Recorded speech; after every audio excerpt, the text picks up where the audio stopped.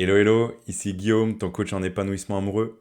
Comme tu le sais, je te retrouve tous les mercredis et tous les dimanches à 20 h ici sur ma chaîne YouTube pour répondre à tes questions concernant tes freins actuels à ton épanouissement amoureux. L'objectif toujours le même, c'est qu'on converge tous ensemble le plus rapidement et le plus facilement possible vers une vie sentimentale la plus riche et la plus épanouissante possible. Ce soir, tu l'as vu dans la miniature, je prends la question de Mathieu qui m'a demandé que faire lorsque mon ex me manque. Situation qu'on a tous déjà vécue un jour. Donc si je dois mettre un peu de conscience sur ta question, la situation finalement elle est assez classique, hein, on la connaît tous. Il y a eu rupture, alors peut-être à ton initiative, à la sienne ou des deux. Et puis, il y a une situation de manque qui se crée parce qu'on n'a plus la proximité de l'autre, on n'a plus l'intimité, on n'a plus la possibilité de partager au quotidien ce qui nous arrive, d'avoir une présence, de l'intimité physique aussi. Et donc, il y a potentiellement un phénomène de manque qui se crée, alors que cette rupture, elle était dans l'intérêt des deux parties. C'est possible. Et donc, je vais te proposer quelques idées, Mathieu, pour essayer de résoudre cette solution et de la gérer du mieux possible. Déjà, la première idée qui me vient à l'esprit, c'est cette notion d'acceptation. Accepter que ça puisse prendre du temps, que ce soit pas facile, que ça génère peut-être un peu de souffrance, de douleur, et accepter de ressentir ces émotions un peu difficiles. D'accord? Parce que ça fait partie aussi du processus de guérison. Et je sais que souvent dans ces situations-là, on peut avoir tendance à se précipiter pour retrouver immédiatement quelqu'un d'autre, ce qui n'est pas forcément correct vis-à-vis de cette personne-là, qui va servir un peu de rustine temporaire pour soigner ta blessure. Ou bien on peut avoir tendance à rentrer de manière exagérée dans des distractions qui nous occupent l'esprit pour penser à autre chose. Voilà. Donc ça, non.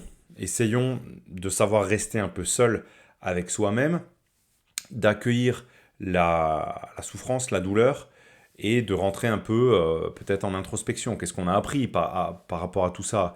À quel point ça nous a fait grandir? À quel point ça nous a permis de mieux définir ce qu'on veut et ce qu'on veut plus dans une prochaine relation? Voilà, tout ce genre de réflexion qu'on peut mener à ce moment-là. Et en même temps, ce que je vais dire maintenant, ça va être un peu contradictoire par rapport à ce que je viens de dire.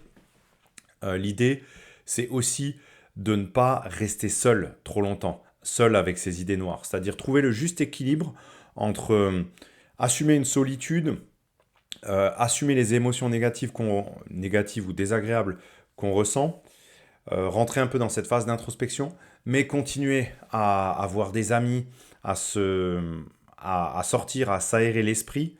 Alors pas dans une fuite, hein, dans un refus des émotions désagréables, mais vraiment juste pour avoir cette bulle d'air et ces interactions qui nous permettent un petit peu de ne pas trop cogiter sur toutes ces idées noires. Voilà. Ce que tu peux envisager de faire aussi, Mathieu, ça je pense que c'est un exercice qui est toujours intéressant, c'est un exercice de rééquilibrage des perceptions. C'est-à-dire, plutôt que de focaliser sur tout ce qui était bien dans cette relation parce que maintenant la personne te manque, essayer de concentrer un petit peu ton attention sur tout ce qui redevient possible grâce à cette rupture, tous les projets que tu avais peut-être mis en stand-by, que tu avais arrêtés pour entretenir cette relation et que tu peux maintenant t'autoriser à reprendre parce que tu as à nouveau du temps libre, que tu as de nouveau l'opportunité de faire un petit peu les choses comme tu veux, quand tu veux. Et ça, c'est un exercice intéressant à mener qui va te permettre aussi de redéfinir ta perception des choses et de voir finalement cet événement de vie plus peut-être comme une opportunité que comme une véritable difficulté. Voilà. Euh, Tout ça pourquoi? Pour se dire que les choses, elles sont ce qu'elles sont et que c'est très bien comme ça. Et que si vous êtes séparés, c'est probablement qu'il devait en être ainsi et que plus tu vas résister à ça, plus le sentiment désagréable que tu peux peut-être vivre en ce moment va persister. J'aime bien cette phrase, ce à quoi tu résistes persiste. Tu vois, c'est exactement ce genre de situation ici. Alors, l'idée, hein, en plus d'éviter tout contact avec ton ex, hein, pour potentiellement pas faire de rechute et de ne pas se montrer trop insistant peut-être, si c'est toi qui regrette le plus cette relation entre vous deux.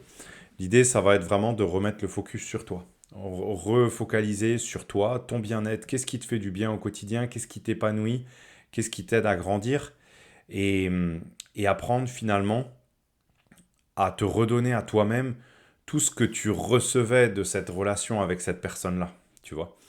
Parce que finalement, quand tu apprends à faire ça, tu deviens totalement indépendant d'une tierce partie, tu vois. Tu n'as plus besoin forcément d'un partenaire pour te sentir aimé, pour te sentir bien dans ta vie.